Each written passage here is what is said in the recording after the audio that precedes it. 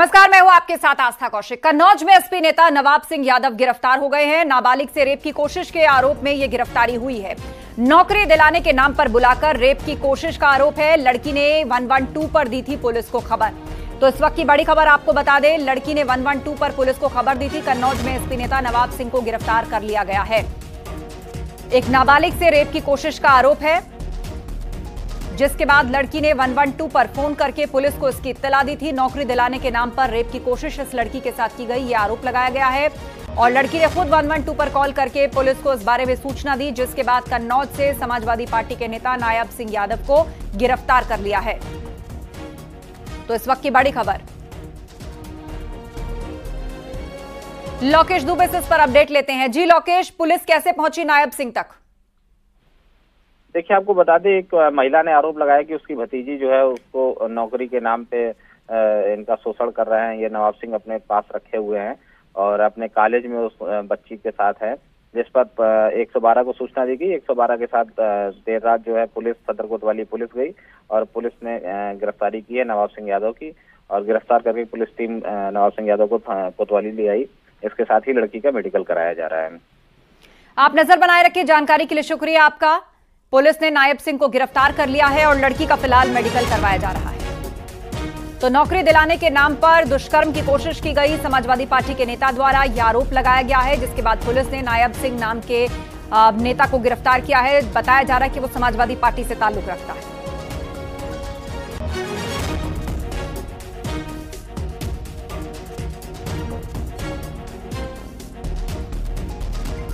आपको बता दें, बताया जा रहा है कि नौकरी का झांसा देकर रेप की कोशिश की गई और समाजवादी पार्टी के नेता नायब सिंह यादव के पार्टी के शीर्ष नेताओं से काफी करीबी संबंध बताए जा रहे हैं।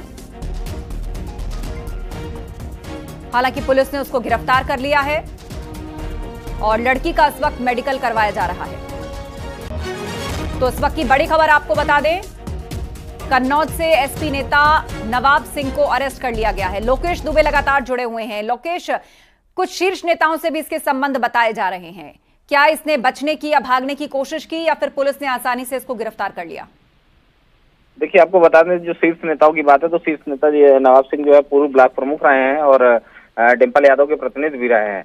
और बात की जाए अगर भागने की, तो पुलिस दबिश टीम देने दबिश पहुंची और टीम ने जो है वहां पे नेता को उनके निजी कॉलेज जो है उससे गिरफ्तार किया देर रात में। तो बिल्कुल आप बता रहे हैं कि गिरफ्तार कर लिया गया है नवाब सिंह को। क्या इससे पूर्व में भी किसी तरह का कोई क्रिमिनल रिकॉर्ड रहा है? किसी तरह के आरोपों का सामना वो करते रहे हैं?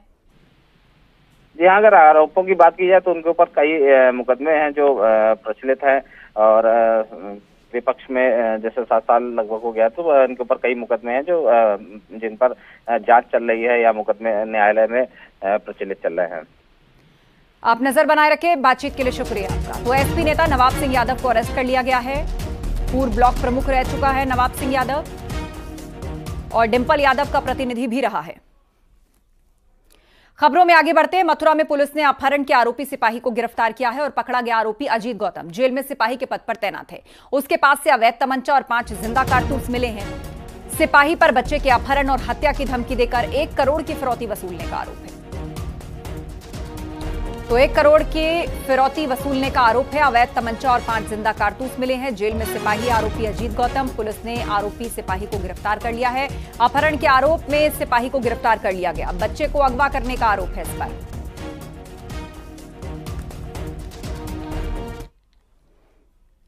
अमेठी में शॉर्ट सर्किट से घर में आग लगने के बाद सिलेंडर में ब्लास्ट हो गया और इस धमाके में घर की छत उड़ गई। घर में रखा सारा सामान जलकर खाक हो गया। गनीमत रही कि जिस समय यह विस्फोट हुआ उस समय घर के सभी सदस्य घर के बाहर सो रहे थे। ग्रामीणों ने कड़ी मशक्कत के बाद इस आग पर काबू पा लिया। बाजार शुक्ल थाना क्षेत्र के माझगांव इलाके की यह घटना है और इस घटना में करीब 3 से 4 लाख रुपए का नुकसान होने की आशंका है।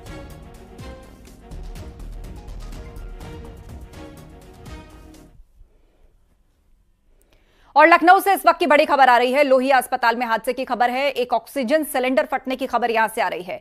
2nd फ्लोर पर ऑक्सीजन सिलेंडर फट गया और दूसरी मंजिल पर स्थित वार्ड में सिलेंडर फटा है, जिसके कारण शीशे टूट गए। तो बड़ी खबर लोहिया अस्पताल से जुड़ी हुई, यहां पर एक ऑक्सीजन सिलेंडर के ब्लास्ट होने की खबर है। अस्पताल के सेकंड फ्लोर पर वार्ड में रखा यह सिलेंडर फट गया, जिसके बाद आप देख सकते हैं किस तरह वहां शीशे टूट गए, आसपास जो कांच थे वो टूट गए। हालांकि किसी की जान नहीं गई है, किसी के घायल होने की खबर नहीं है, लेकिन अस्पताल के अंदर ऑक्सीजन सिलेंडर का ब्लास्ट होना यह अपने आप में ही अब बहुत बड़ा एक जोखिम है। वार्ड के शीशे टूट गए, दूसरी मंजिल पर यह हादसा हुआ है।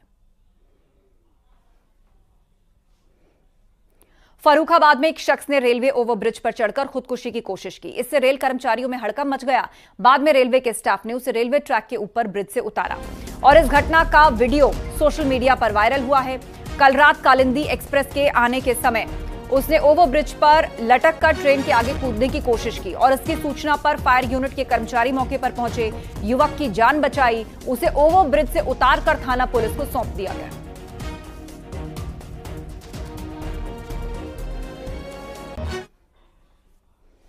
गाजियाबाद पुलिस ने हिंदू वीर सेना के अध्यक्ष सत्यम पंडित को गिरफ्तार कर दिया है। पुलिस ने उसके खिलाफ हेट स्पीच की धारा में केस दर्ज किया और आरोप के मुताबिक सत्यम पंडित ने देश में रह रहे रोहिंग्या और बांग्लादेशी मुसलमानों को धमकी दी थी और धमकी देने का वीडियो वायरल होने के बाद पुलिस एक्शन में आई है।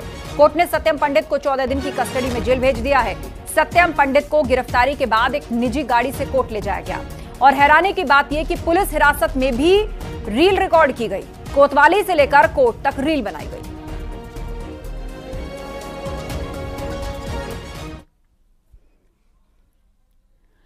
रायबरेली में तेज रफ्तार कार बेकाबू होकर 3 बिजली के खंभों को तोड़ते हुए दुकान में जा घुसी और वहां बैठे 3 मासूम बच्चे समेत 3 लोग घायल हो गए।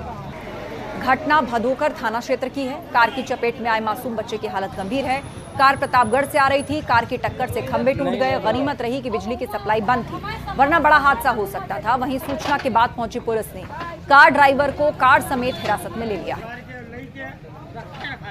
3 पोल अनसेफ गाड़ी होने की वजह 3 पोल डैमेज हो गया। कितने समय का हादसा है? ये 1 घंटे पहले का हादसा। और ये हादसा कहाँ पे हुआ है? भदोकर थाना के बगल में। कोई हताहत तो नहीं हुआ? नहीं, हताहत नहीं। एक बच्चा टूट खा गया, जिनके घर में गाड़ी घुसी उन्हीं का बच्चा टूट खाया। नोएडा में एक सड़क हादसे में 3 लोगों की मौत हो गई। यहां कार पोल से टकरा गई और बताया जा रहा है कि ड्राइवर को झपकी आने से यह हादसा हुआ। थाना सेक्टर 126 क्षेत्र में एक्सप्रेस वे पर यह हादसा हुआ है। ये सभी लोग बर्थडे पार्टी से लौट रहे थे और पुलिस ने शवों को कब्जे में लेकर पोस्टमार्टम के लिए भेज दिया है। एक्सप्रेस वे में एमटी यूनिवर्सिटी के सामने एक एक्सीडेंट हो गया है। इसे मौके पर देखा गया कि ये गाड़ी टाटा टियागो है जो एडवर्टाइजिंग के पोल से आकर के टकरा गई है और इसमें 3 लोग गंभीर रूप से घायल हो गए, जिनको इलाज के लिए अस्पताल भेज दिया गया है। मौके पर शांति व्यवस्था कायम है।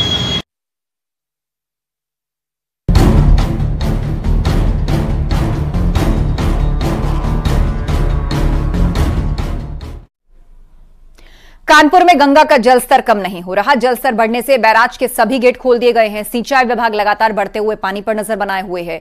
नरोना बांध से भी लगातार पानी छोड़ा जा रहा है। पुलिस प्रशासन ने गंगा में स्नान पर रोक लगाई है और इसके बावजूद लोग गंगा में स्नान कर रहे हैं। गंगा नदी के बढ़े जलस्तर से कटरी के कई गांव प्रभावित हैं। गंगा ने अपना रौद्र रूप धारण कर लिया और ऐसे में पानी का बहाव भी तेज है। पुलिस के अधिकारी लगातार घाटों पर मॉनिटरिंग कर रहे हैं और लोगों को ये बताने का प्रयास कर रहे हैं, मगर ऐसे में आप देख सकते हैं कि लोग मानते नहीं और अभी भी डुबकियां लगा रही है। हाल तब है जब गंगा उफान पर है। सारे बांध के गेट्स खोल दिए गए हैं, नावें चल नहीं रही हैं, नाव के संचालन बंद है और पुलिस के अधिकारी 30 से ज़्यादा घाटों पर मुस्तैद हैं, मगर लोग हैं कि अपनी जिंदगियों से खिलवाड़ कर रहे हैं और ऐसे में इन लोगों को समझाए कौन कि जिंदगियां कितनी कीमती। अब देखना ये होगा कि प्रशासनिक अधिकारी ऐसा कौन सा फॉर्मूला लाते हैं ताकि इनको समझाया जा सके कि गंगा रौद्र रूप धारण की और ऐसे में घटना हो सकती है। विजिलेंस आशीष पांडे के साथ अमित गंजू, न्यूज़ 18 कानपुर। और बारिश ने मथुरा के लोगों को उमस भरी गर्मी से राहत तो दी, लेकिन जगह जगह जलभराव लोगों के लिए आफत बन गया। धार्मिक नगरी वृंदावन कुछ देर की बारिश से तालाब बन गई। जगह जगह पानी भरने से लोगों को काफी परेशानियों का सामना करना पड़ा। नाले नालियों में जमा सिल्ट नहीं हटने के चलते नालियां उफान करने लगी और इसके बाद कॉलोनीज में रहने वाले लोगों को मजबूरन गंदे पानी से होकर गुजरना पड़ा। गाड़ियों में बारिश का पानी घुस जाने के कारण कई गाड़ियां बंद हो गई। वहीं नालियां चौक हो जाने के कारण कई दुकानों में बारिश का पानी घुस गया।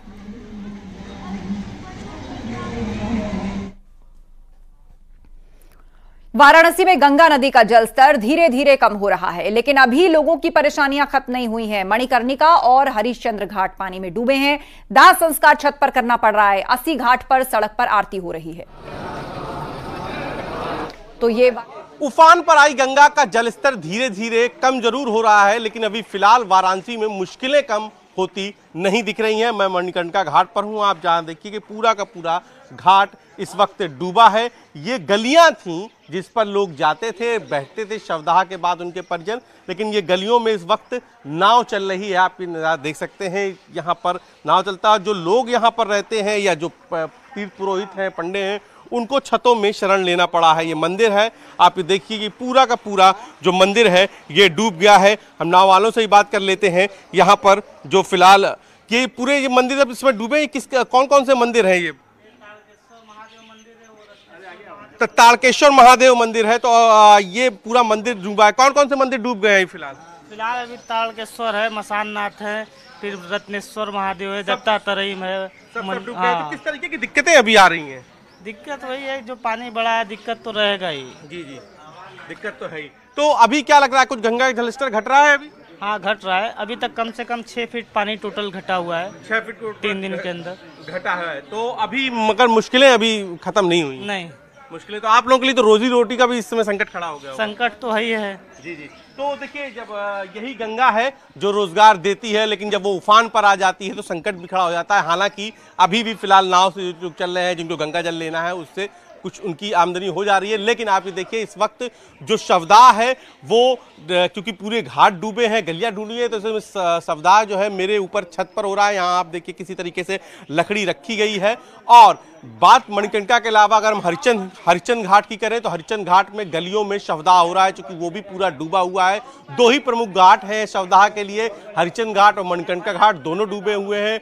80 घाट पर सड़क पर आरती हो रही है, तो दशाश्वमेध में भी कमोवेश वही हालात हैं। तो फिलहाल गंगा का जलस्तर करीब 5-6 फीट घटा है, जैसा कि नाविक बता रहे हैं, लेकिन अभी भी घाट जल समाधि लिए हुए हैं और मुश्किलें अभी पूरी तरीके से खड़ी हुई हैं।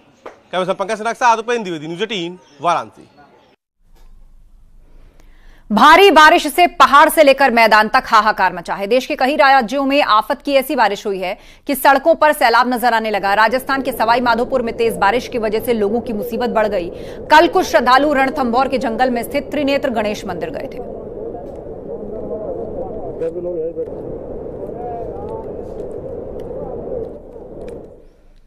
जयपुर में भारी बारिश के बाद कनोता बांध ओवरफ्लो हो गया। बांध को देखने गए 6 दोस्त फिसलकर पानी में गिर गए और वक्त रहते एक लड़के को बचा लिया गया, लेकिन 5 लड़कों की डूबने से मौत हो गई।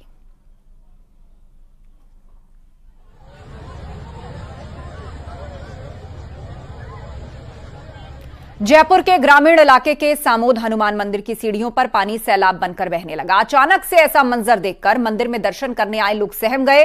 सीढ़ियों पर जो जहां खड़ा था रेलिंग पकड़कर धीरे धीरे उतरने लगा। मंदिर के बगल से पहाड़ियों से पानी की तेज धारा नीचे आती नजर आने लगी।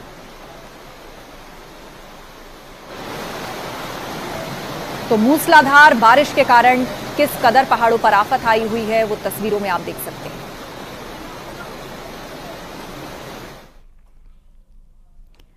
भारी बारिश के बाद शिमला के कई इलाकों में सड़कों पर पानी का सैलाब दिखाई दिया। पानी के सैलाब की वजह से राहगीर घंटों तक इंतजार करते रहे, लेकिन पानी के कम नहीं होने की वजह से उन्हें जान जोखिम में डालकर रास्ता पार करना पड़ा।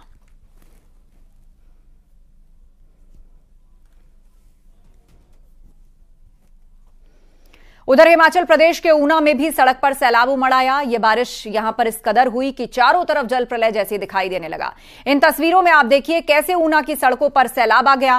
पेट्रोल पंप के बीच से बाढ़ का पानी अपने प्रचंड वेग से गुजरता दिखाई दिया। इस भयानक मंजर को देखकर वहां गुजर रहे लोग सहम गए और अपनी गाड़ियों से उतरकर जान बचाने लगे।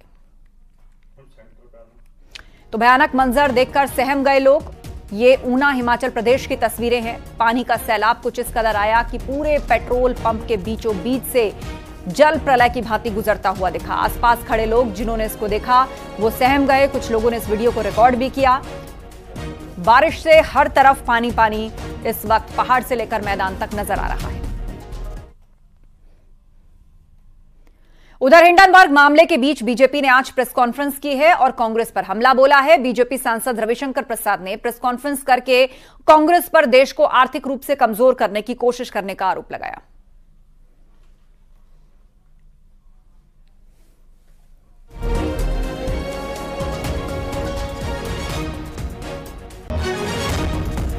तो आज बीजेपी ने प्रेस कॉन्फ्रेंस की है और कांग्रेस पर गंभीर आरोप लगाए हैं। हिंडनबर्ग के इस दावे के बाद बीजेपी ने आरोप लगाया कि आर्थिक रूप से देश को कमजोर करने की साजिश की जा रही है। ये बात कांग्रेस को हजम नहीं हो रही कि देश आगे बढ़ रहा है। कांग्रेस लगातार साजिश में जुटी है।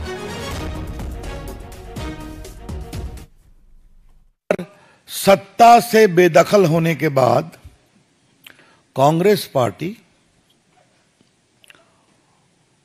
उनके सहयोगी गठबंधन के लोग और उनको प्रमोट करने वाले टूल किट के लोग थोड़ा संयम और शांति रखेंगे, लेकिन नरेंद्र मोदी जी के खिलाफ इतना दिल में घृणा है कि तीसरी बार प्रधानमंत्री कैसे बन गए, और बन तो गए तो इनको बेदखल करने की पूरी कोशिश करो। और पीड़ा की बात यह है, हारने के बाद अब वो भारत को आर्थिक रूप से अस्थिर करने के षड्यंत्र।